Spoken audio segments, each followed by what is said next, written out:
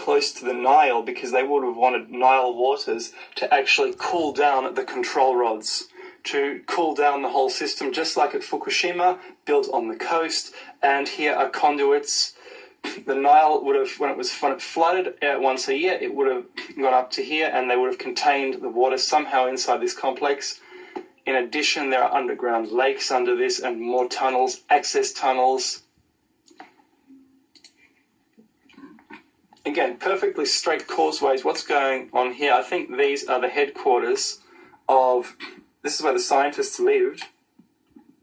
If these are reactors, in particularly the Khufu pyramid, and it needed to be some distance away, but there were wires running through here, and then the wires went further to Egypt. And these are hard granite. This would have possibly protected them from the radiation should an accident have occurred.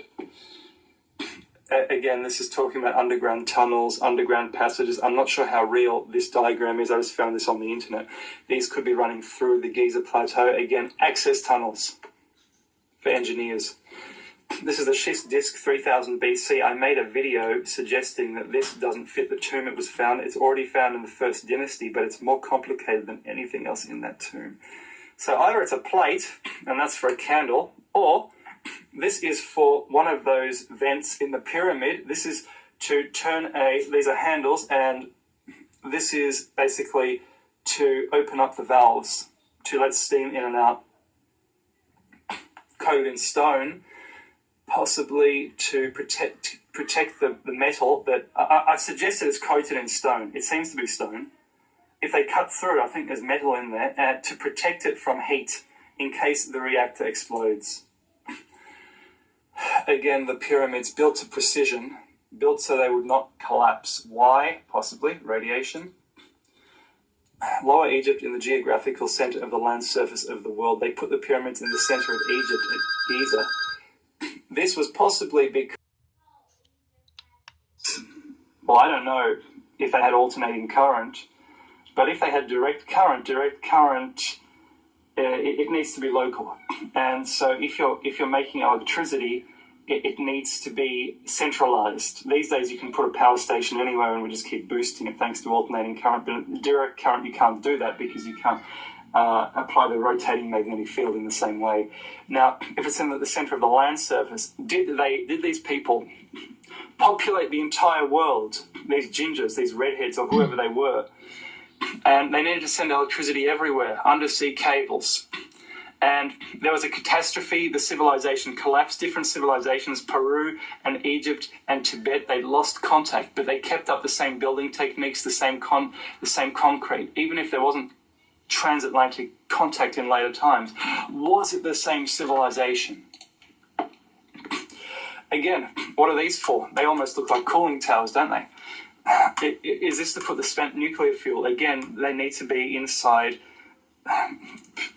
huge buildings to stop the radiation.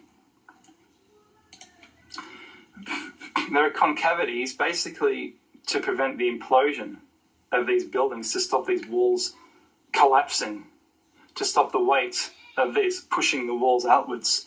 And is that so that the pyramid lasts forever? Or is it to, in the event of an explosion inside the pyramid, to stop it collapsing, like what happened to Chernobyl? These people, unlike the Chernobyl people, thought that, okay, we need to make something indestructible to handle these nuclear reactions. Again, you look how straight the conduits are. This is amazing. What's going on here? And actually one author, Pierre Houdin, he wrote a great book about how the pyramid was built. He doesn't talk anything about nuclear or high-tech, but he says this was for a counterweight. And that is interesting. Was this for shuttling nuclear material backwards and forwards? Here we have the Grand Gallery. Essentially, I think he was the one who suggested this was an elevator shaft. You've got these things here with apparently nothing attached. What's going on there? This might have been sheathed in metal. This could be concrete. And this is Fukushima, much like what we find in Egypt, because these could be the pyramids. And here we have essentially Egyptian